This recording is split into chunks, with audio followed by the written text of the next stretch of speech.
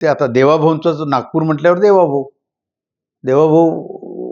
आणि विरोधी पक्षनेते नाना पटोले सुद्धा थोडं वाटत होते आक्रमक होते, पण सगळंच आता थंड पडलेलं दिसतंय। एवढे 20 लोकांचा मृत्यू झाल्यानंतर पोलिसांनी तपास कसा करायला पाहिजे होता?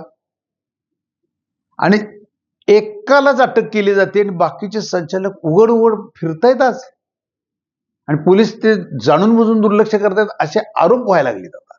त्यामुळे आज हे विश्लेषण करायची पाळी आली। किती गंभीर आहे।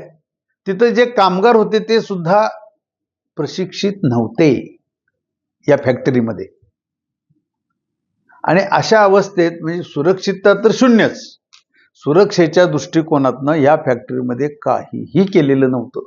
आता हे पुढे येत आहे आणि एकालाच अटक कर, आता ह्याच्यात काय, आणि परत राजकारणी पोलिसांच्यावर दबाव, हेच आता चर्चेचा विषय आहे। पोलीस का थंड पडायला लागले त्याच्यामध्ये,